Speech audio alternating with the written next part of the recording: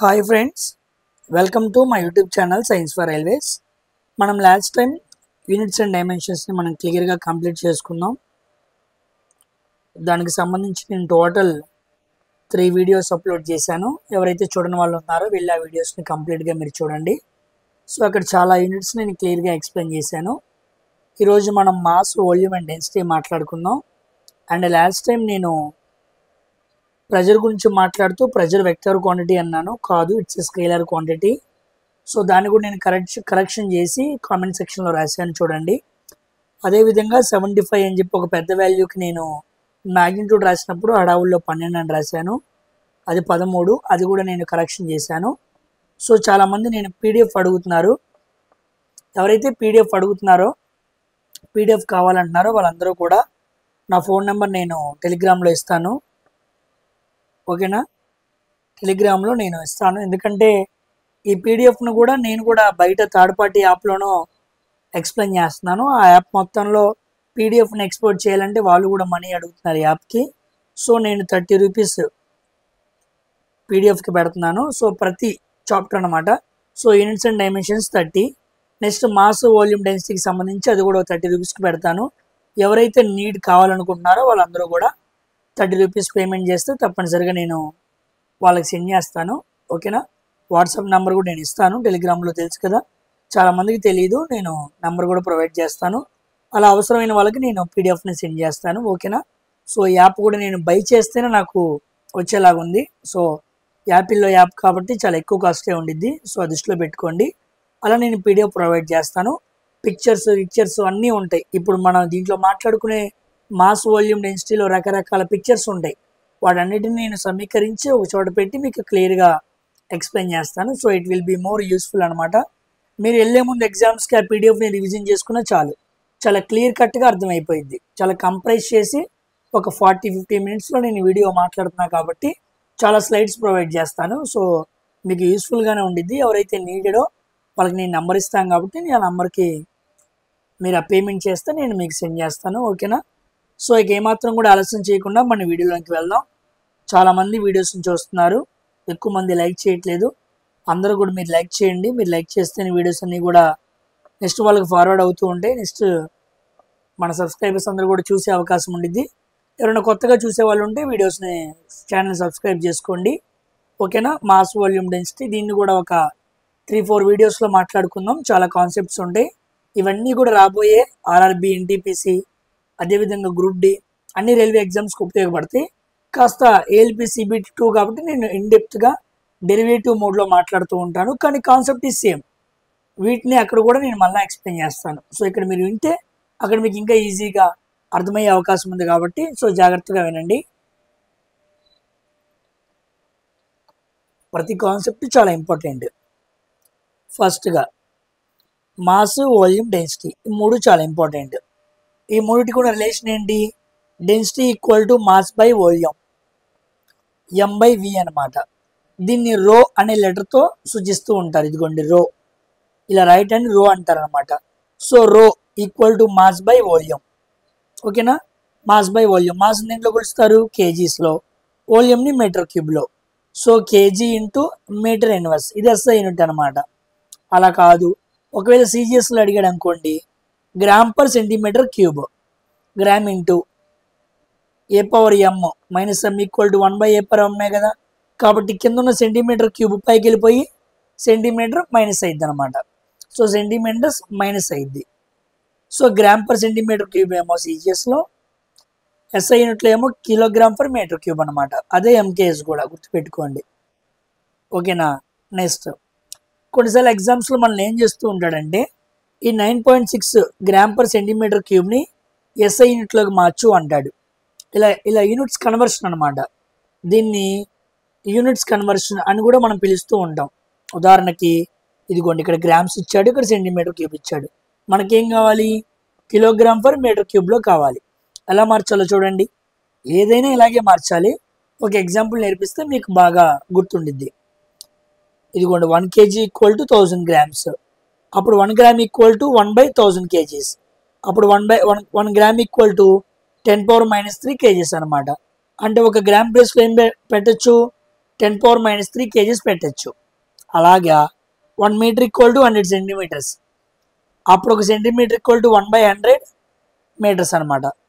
అప్పుడు 1 centimetre equal to 10⁻² metres. అంటే centimetre ప్లేస్లో ఏమో 10⁻² మీటర్ పెట్టాలి, గ్రామ్ ప్లేస్లో ఏమో 10⁻³ kgs పెట్టాలన్నమాట. ఇప్పుడు చూడండి, సారీ 9.6 కదా, 9.6 ఇంటూ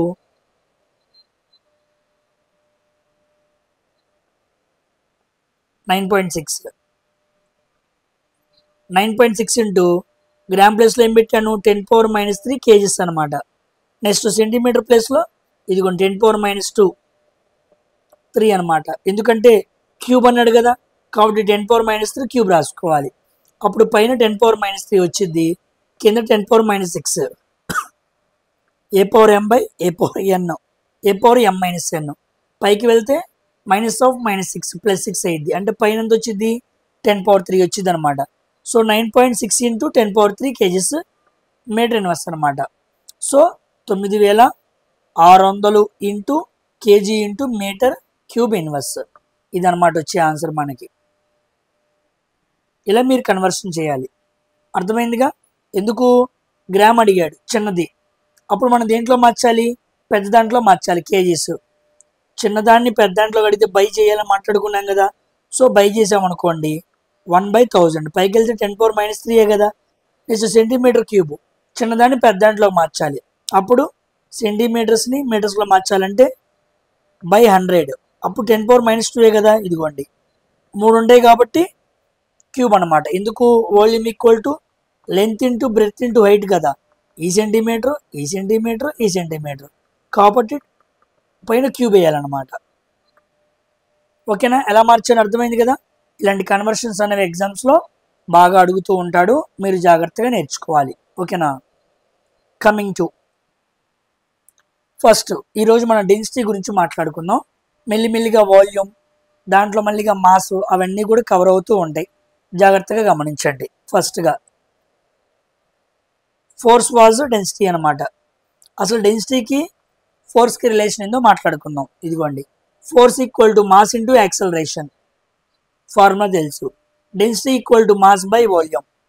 ఇప్పుడు దీన్ని సాల్వ్ చేసామనుకోండి, డెన్సిటీ ఇంటూ వాల్యూమ్ వేస్తే మనకి ఏమొచ్చింది, మాస్ వచ్చింది. So density into volume equal to mass అనమాట. ఇప్పుడు ఈ మాస్ని తీసుకెళ్ళి ఇక్కడ పెడదాం, ఈ డెన్సిటీలో వచ్చిన ఈ మాస్ని తీసుకెళ్ళి ఇక్కడ పెడదాం.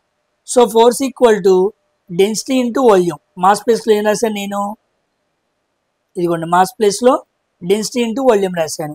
Force equal to density into volume into acceleration, ఇదిగోండి ఏ. సో ఇక్కడ యాక్సలరేషన్ అంటే మనం జీ వాల్యూ తీసుకుందాం, acceleration due to gravity. So force అన్న వెయిట్ అన్న ఒకటే కదా. Force is nothing but a weight. ముందు రోజుల్లో మీకు వచ్చిందిలే, force is nothing but a weight అనమాట. అందుకే ఫోర్స్కి యూనిట్స్ ఏంటి, న్యూటన్స్. వెయిట్కి కూడా యూనిట్స్ ఏంటి, న్యూటన్స్ అనమాట. సో ఫోర్స్ వెయిట్ రెండు కూడా ఒక రకమైన ఫోర్స్ లాంటిది. So weight is nothing but a force. అందుకే force equal to weight equal to, ఇదిగోండి రో అంటే డెన్సిటీ, ఇదిగోండి డెన్సిటీ, వి అంటే వాల్యూమ్, జీ అంటే యాక్సలరేషన్. సో ఫోర్స్కి డెన్సిటీకి రిలేషన్ మనం కనుక్కుందాం. ఇదిగోండి, we need to make relation between force was density. డెన్సిటీకి ఫోర్స్కి రిలేషన్ కనుక్కోవాల్సి వచ్చినప్పుడు మనం దీన్ని ఎక్స్ట్రాక్షన్ చేసాం. Force equal to density into volume into g అనమాట. ఇప్పుడు మనం ఫోర్స్ని పెంచాం, డెన్సిటీ ఏమైద్ది, పెరిగిద్ది. అర్థమైందా? మనకి రెండే కావాలి. సో ఈ ఫోర్స్ డిక్రీజెస్, డెన్సిటీ ఏమైద్ది, తగ్గిద్ది. ఈ పాయింట్స్ చాలా ఇంపార్టెంట్. ఫోర్స్ని పెంచామనుకోండి డెన్సిటీ పెరిగిద్ది, ఫోర్స్ని తగ్గించామనుకోండి డెన్సిటీ ఏమైద్ది, తగ్గిద్ది. రెండు ఎలా ఉన్నాయి, డైరెక్ట్లీ ప్రపోర్షనల్గా ఉన్నాయి. So force density both are in directly proportional. వీటిని బాగా గుర్తుపెట్టుకోండి. ఓకేనా? నెక్స్ట్ రిలేటివ్ డెన్సిటీ అనే టాపిక్ మాట్లాడుకుందాం. స్పెసిఫిక్ డెన్సిటీ అన్నా లేదా రిలేటివ్ డెన్సిటీ అన్నా రెండు ఒకటే. అవును, ఏంటి ఈ రిలేటివ్ డెన్సిటీ అంటే, density of liquid by density of water. మీరు పైన ఏదో ఒకటి తీసుకోండి, ఏదో ఒక లిక్విడ్ ఏదో ఒకటి తీసుకోండి, పైన డెన్సిటీ ఆఫ్ లిక్విడ్ తీసుకొని కింద డెన్సిటీ ఆఫ్ వాటర్తో కంపారిజన్ చేయాలన్నమాట. ఎప్పుడైతే ఏదో ఒక సాంద్రత, ఏదో ఒక ద్రవ సాంద్రతని మనం వాటర్ ఒక సాంద్రతతో కంపారిజన్ చేస్తామో అప్పుడు వాటిని స్పెసిఫిక్ డెన్సిటీ లేదా రిలేటివ్ డెన్సిటీ అంటారు. డెన్సిటీ మీన్స్ సాంద్రత. ఉదాహరణకి find the relative density of mercury అన్నాడు. సాపేక్ష సాంద్రత అంటారు తెలుగులో.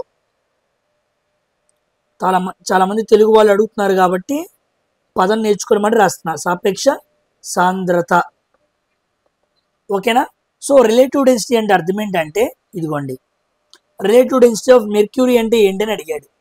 అంటే డెన్సిటీ ఆఫ్ మెర్క్యూరీ పైన వేయాలి, డెన్సిటీ ఆఫ్ వాటర్ కింద వేయాలన్నమాట. నీటి సాంద్రతతో మెర్క్యూరీ పాదరసం సాంద్రతని కంపారిజన్ చేస్తే అప్పుడు మనకి రిలేటివ్ డెన్సిటీ వచ్చింది. ఉదాహరణకి డెన్సిటీ ఆఫ్ మెర్క్యూరీ ఎంత? 13,600 kilogram per metre cube. Next water సాంద్రత, ఇదిగోండి ఇక్కడ రాసాం కదా, వాటర్ సాంద్రత 1000 kilogram per metre cube. Mercury 13,600 kilogram per metre cube. ఇప్పుడు పైన 13,600 రాసి కింద 1000 రాశాను, 2 సున్నాలు కొట్టేశాను, అప్పుడు 13.6 వచ్చింది. సో సాపేక్ష సాంద్రత పాదరసానికి ఎంత అంటే 13.6. ఇలా సాల్వ్ చేయాలన్నమాట, 13.6. ఓకేనా. ఒకవేళ ఎగ్జామ్లో మిమ్మల్ని ఇలా అడగచ్చు, find relative density of honey యొక్క లేదా తేనె యొక్క సాపేక్ష సాంద్రత ఎంత అని అడగచ్చు. అప్పుడు ఎగ్జామ్లో ఇస్తాడు, density of honey 1460 kilogram per metre cube. అప్పుడు మన రిలేటివ్ డెన్సిటీ కనుక్కోవాలి. Relative density equal to density of honey by density of water. Density of honey ఎంత? 1460 కింద 1000, ఈ సున్నా కట్టేస్తే 1.46. ఓకేనా. పైన కిలోగ్రామ్ ఫర్ మీటర్ క్యూబ్, కింద కిలోగ్రామ్ ఫర్ మీటర్ క్యూబ్, రెండు ఏమవుతాయి? క్యాన్సిల్ అవుతాయి. సో రిలేటివ్ డెన్సిటీకి ఏముండవు? యూనిట్స్ ఉండవు. సో నో యూనిట్ అనమాట. ఓకేనా. సో మనం ఇలా సాల్వ్ చేయాలి. 1.46 అనేది హనీ ఒక రిలేటివ్ డెన్సిటీ. ఇలా మనం కనుక్కోవాలన్నమాట సాపేక్ష సాంద్రత. So no unit, so no dimension. దీన్ని దేంతో కొలుస్తారు? హైడ్రోమీటర్తో కొలుస్తారు. గుర్తుపెట్టుకోండి, hydrometer is used to measure relative density. సాపేక్ష సాంద్రతను కొలిసే సాధనం అన్నమాట. మరి హైగ్రోమీటర్ ఎందుకు? హ్యూమిడిటీ అనమాట, తేమను కొలవటానికి. ఓకేనా. తేమను కొలవడానికి మనం హైగ్రోమీటర్ వాడతాం.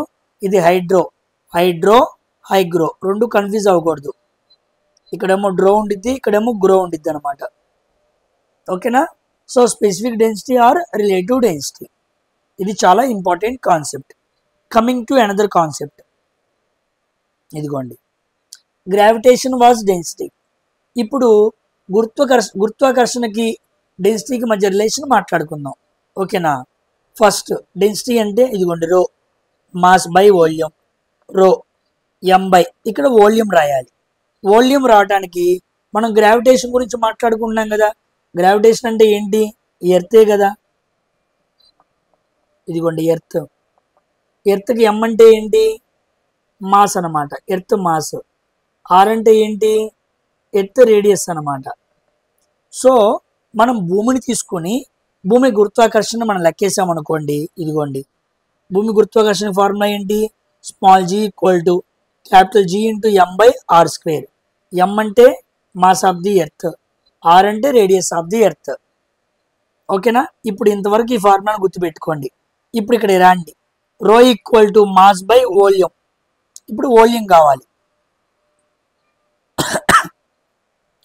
భూమి ఒక స్పీర్ అనుకున్నాం అనుకోండి, దాని వాల్యూమ్ ఎంత? 4/3 πr³.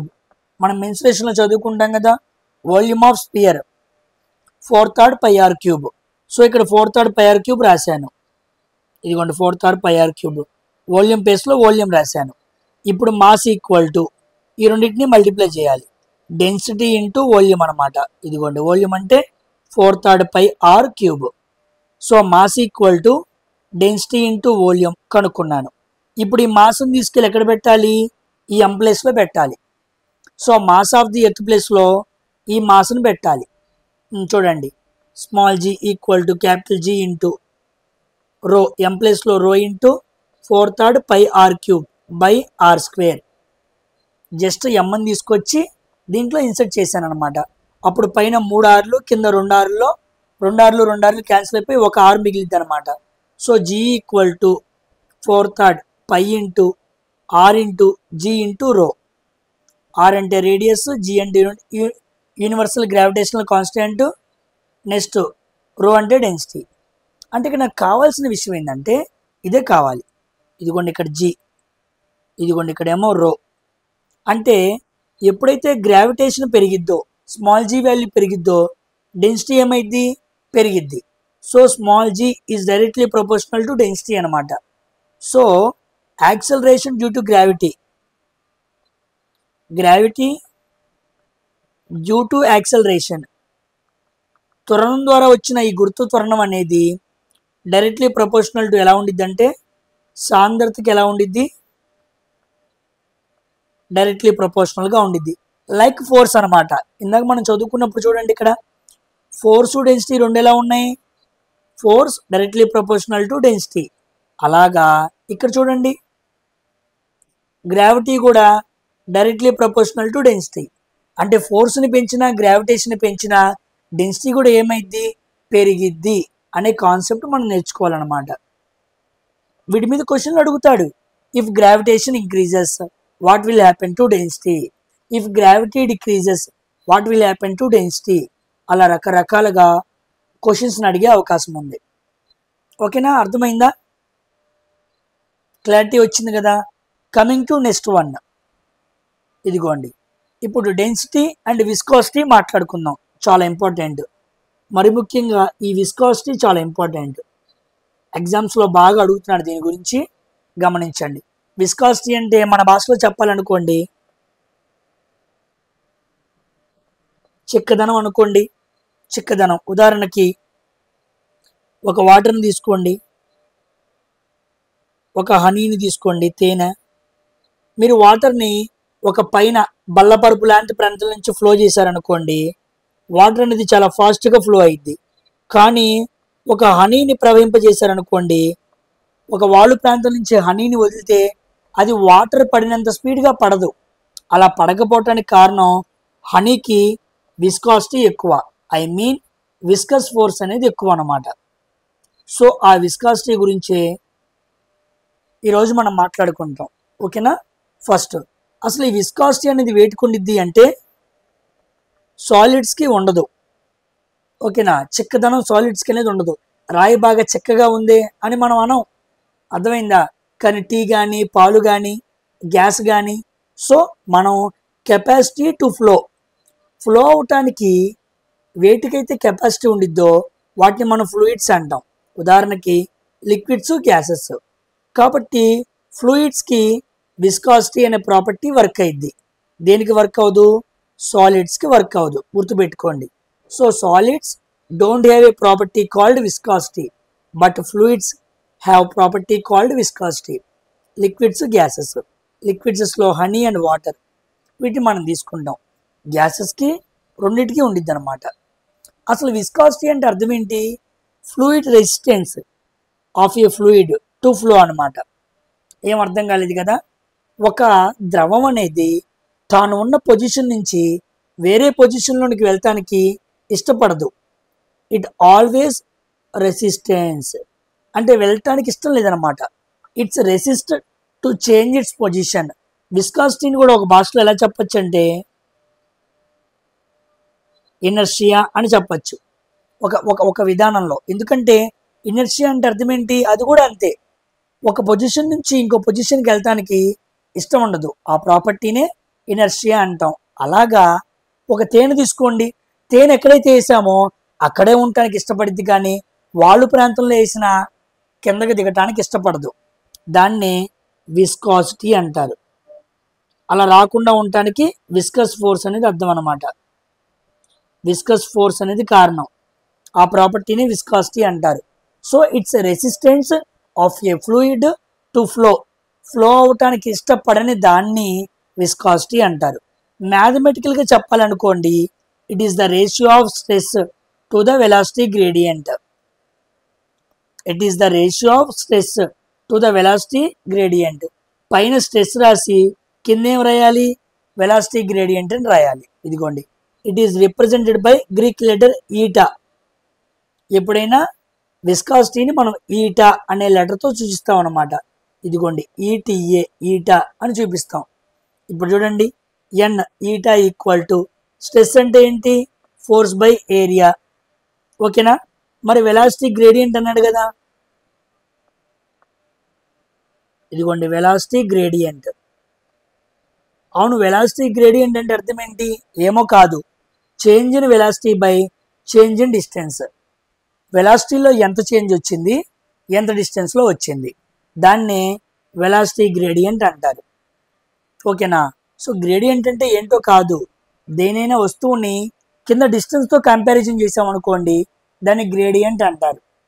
ఓకేనా, వెలాసిటీ గ్రేడియంట్ అంటే పైన వెలాసిటీ వేసి కింద డిస్టెన్స్ వేయాలన్నమాట. సో డివి బై డిఎక్స్, ఎక్స్ని డిస్టెన్స్తో సూచిస్తారు. So dv by dx. So వెలాసిటీని దేంట్లో కొలుస్తారు, మీటర్ పర్ సెకండ్, డిస్టెన్స్ని మీటరు, మీటర్ క్యాన్సిల్ అయిపోతే 1/సెకండ్ మిగిలింది, అంతే కదా. సో ఈటా అంటే విస్కాసిటీ ఈక్వల్ టు పైన స్ట్రెస్కి యూనిట్స్ ఏంటి, పాస్కల్ రాశాను, బై 1/సెకండ్. ఈ మొత్తం ప్లేస్లో మనం ఏం రాయాలి, 1/సెకండ్ రాయాలి. ఇదిగోండి 1/సెకండ్. అప్పుడు ఇది పైకి వెళ్ళింది అనుకోండి, పాస్కల్ ఇంటూ సెకండ్. ఇదే ఎస్ఐ యూనిట్ అనమాట. మీకు ఆల్రెడీ యూనిట్స్లో చెప్పాను, విస్కాసిటీకి యూనిట్స్ ఏంటి, పాస్కల్ ఇంటూ సెకండ్, డైరెక్ట్గా చెప్పేశాను. ఇదిగోండి ఇక్కడ మీకు డిరైవ్ చేశాను. ఇక్కడ అడుగుతాడు అనమాట మనల్ని. So eta equal to stress by velocity gradient, that means pascal by 1/సెకండ్. ఓవరాల్గా మాట్లాడితే పాస్కల్ ఇంటూ సెకండ్, 1/సెకండ్ పైకి వెళ్తే ఇంటూ అయింది అనమాట. బైలోది పైకి వెళ్తే ఇంటూ అయింది కదా, pascal into second, SI unit అనమాట. చాలా ఇంపార్టెంట్ ఇది. ఓకేనా, కమింగ్ టు కొన్నిసార్లు ఈ విస్కాసిటీకి సిజిఎస్ యూనిట్ కూడా అడుగుతాడు. విస్కాసిటీకి సిజిఎస్ యూనిట్ కూడా అడుగుతాడు. చూడండి, సిజిఎస్ యూనిట్ని ఎలా చేయాలో చెబుతాను. ఏమని మాట్లాడుకుందాం ఇందాక మనం, ఇదిగోండి n equal to pascal into second. Pascal అంటే ఏంటి, స్ట్రెస్కే కదా, సెకండ్ అంటే అర్థం ఏంటి, టైమే కదా. అంటే n equal to stress into time అని చెప్పొచ్చుగా. అంటే విస్కాసిటీ అంటే ఏంటో కాదు, స్ట్రెస్ ఇంటూ టైం అనమాట. దాన్నే రాశా. ఇదిగోండి n eta equal to stress into time. ఇప్పుడు సిజిఎస్లో మాట్లాడుతున్నాం కాబట్టి స్ట్రెస్కి న్యూటన్ పర్ మీటర్ స్క్వేర్, టైంకి సెకండ్. ఇప్పుడు మనం సిజిఎస్లో మాట్లాడినప్పుడు న్యూటన్ ప్లేస్లో ఏం రాయాలి, డైన్ రాయాలి. 1 newton equal to 10⁵ dyne. Second అంటే సెకండే. కింద మీటర్స్ని మార్చాలి. 1 metre equal to 100 centimetres. So 1 metre equal to 10 square centimetres అనమాట. అంతే కదా, 10 స్క్వేర్ అంటే 100 కదా. సో సెంటీమీటర్ స్క్వేర్ ఉంది కాబట్టి 10 స్క్వేర్ హోల్ స్క్వేర్ రాశాను. ఇలా సాల్వ్ చేసాం అనుకోండి, 10⁵, 10⁴, a power m by a power n, 10⁵, 10⁻⁻4 ఏమైంది, 10⁻1 వచ్చింది. సో 10⁻1 డైన్ ప్లేస్లో డైన్, సెకండ్ ప్లేస్లో సెకండ్. ఈ సెంటీమీటర్ స్క్వేర్ పైకి వెళ్తే ఇన్వర్స్ అయ్యిద్ది అనమాట. ఓకేనా, సో దీన్నే మనం పాయిజీ అంటాం.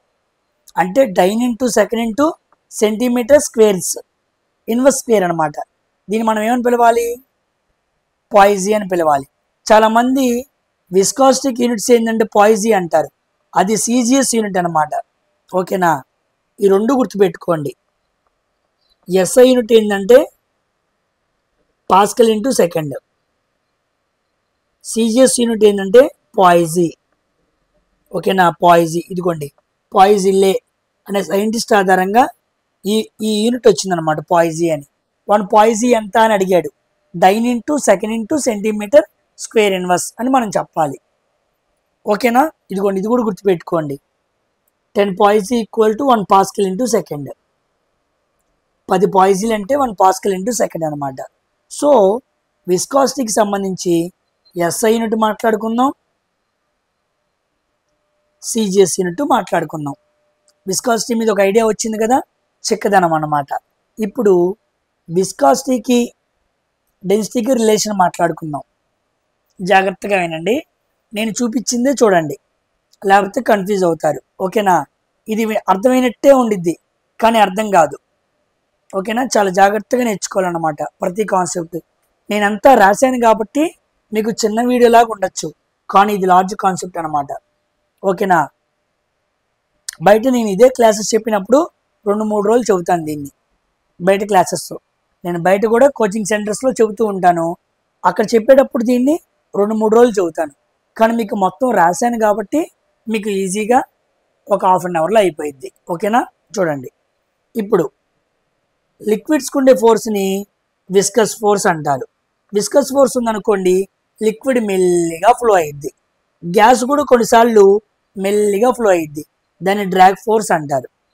సో లిక్విడ్కి ఉండే ఫోర్స్నేమో విస్కస్ ఫోర్స్ అని, గ్యాస్కి ఉండే ఫోర్స్నేమో డ్రాగ్ ఫోర్స్ అని పిలుస్తూ ఉంటారనమాట. ఇది మీకు అర్థమైతే ఇప్పుడు చూడండి. ఇప్పుడు మనం విస్కాసిటీకి డెన్సిటీకి రిలేషన్ తెలుసుకునే ముందు విస్కాసిటీకి టెంపరేచర్కి రిలేషన్ తెలుసుకోవాలి. ఇది చూడండి, ఈ గ్రాఫ్ అనమాట. ఈ గ్రాఫ్స్ బాగా గమనించండి. చూడంగానే ఇబ్బంది పడుతున్నారా? ఏమీ ఉండదు, సింపుల్. ఇది టెంపరేచర్, ఇది విస్కాసిటీ అనమాట. ఈ వై యాక్సిస్ మీదేమో ఎక్స్ యాక్సిస్ మీదేమో టెంపరేచర్ తీసుకున్నాను, వై యాక్సిస్ మీదేమో విస్కాసిటీ తీసుకున్నాను. ఇప్పుడు మనం ఈ గ్రాఫ్ని చూద్దాం. ఈ గ్రాఫ్ని చూద్దాం. టెంపరేచర్ పెంచాను అనుకోండి, విస్కాసిటీ ఏమైంది? పెరిగింది. ఇదిగోండి, టెంపరేచర్ పెంచుతూ వెళ్ళా, విస్కాసిటీ ఏమైంది? పెరుగుతూ వెళ్ళింది. అంటే గ్యాస్కి టెంపరేచర్ పెంచితే విస్కాసిటీ పెరిగిద్ది అనే కాన్సెప్ట్ కావాలి నాకు. It's a note point, number 1 point. Next ఈ పైన గ్రాఫ్ చూడండి, ఇది లిక్విడ్స్కి సంబంధించింది అనమాట.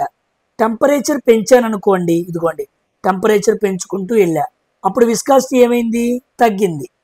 అంటే ఎప్పుడైతే టెంపరేచర్ పెంచానో విస్కాసిటీ ఏమైంది? తగ్గిద్ది. వేటికి? లిక్విడ్స్కి అనమాట. ఓకేనా, సో టెంపరేచర్ అనేది పెంచితే విస్కాసిటీ అనేది పెరిగిద్ది గ్యాసెస్కి, టెంపరేచర్ పెంచితే విస్కాసిటీ తగ్గిద్ది వేటికి? లిక్విడ్స్కి. ఈ 2 పాయింట్లు నాకు కావాలి. ఓకేనా, గుర్తుపెట్టుకోండి. ఇప్పుడు ఉదాహరణకు ఒక హనీ తీసుకోండి. హనీ అంటే అర్థం ఏంటి? ఒక లిక్విడ్. హనీ బాగా చిక్కగా ఉండిద్ది. ఇప్పుడు తేనె చిక్కదనాన్ని తగ్గించాలి. ఏం తగ్గించాలి? చిక్కదనాన్ని తగ్గించాలి. ఐ మీన్ విస్కాసిటీని తగ్గించాలి. విస్కాసిటీని తగ్గించాలంటే తేనెని ఏం చేస్తే సరిపోయిద్ది? వేడి చేస్తే సరిపోయిద్ది. సో చిక్కదనాన్ని తగ్గించాలంటే వేడి చేయాలి అనే కాన్సెప్ట్ తెలియాలి. దాన్ని ఎగ్జామ్లో అడిగాడు. తేనె యొక్క చిక్కదనాన్ని తగ్గించాలంటే ఏం చేయాలి? వేడి చేయాలి. నువ్వు నీటిని కలిపినా, అదేవిధంగా నూనెని కలిపినా, వాటర్ని కలిపినా చిక్కదనం తగ్గదు. వేడి చేస్తేనే చిక్కదనం తగ్గిద్ది. If temperature increases viscosity decreases. ఎవరికి? ఫ్లూయిడ్స్కి. అర్థమైందా?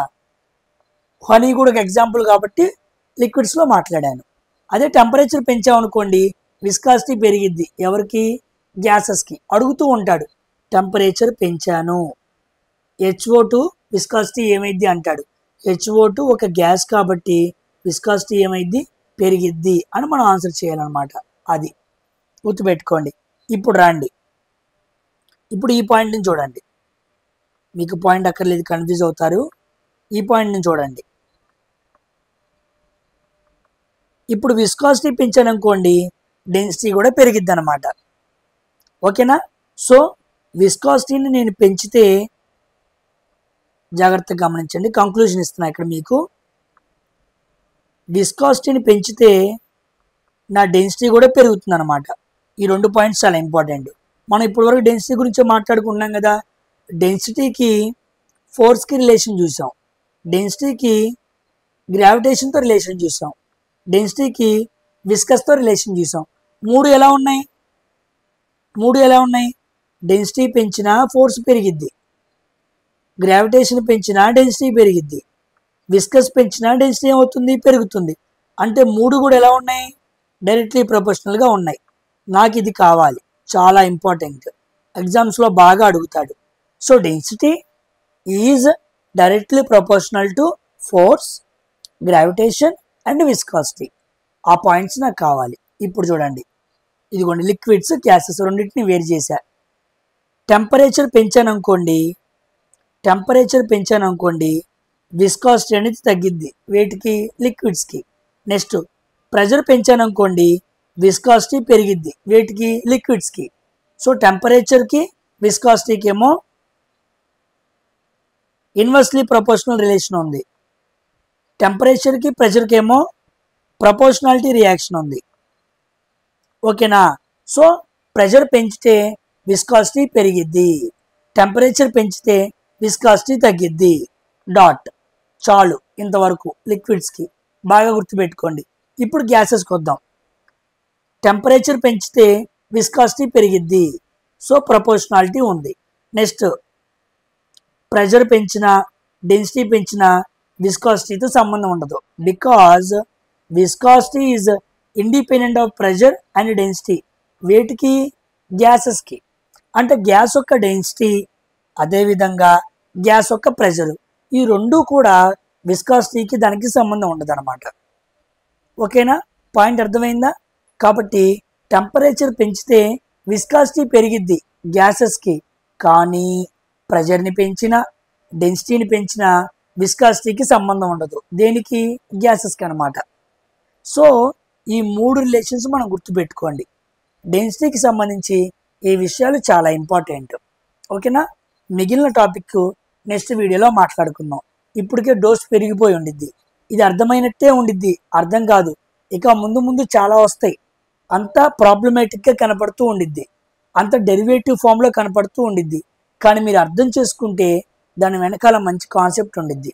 ఓకేనా, నెక్స్ట్ వీడియోలో వీటికి సంబంధించిన మంచి కాన్సెప్ట్ మొత్తం కూడా మాట్లాడుకుందాం. 2-3 వీడియోస్లో కంప్లీట్గా నేను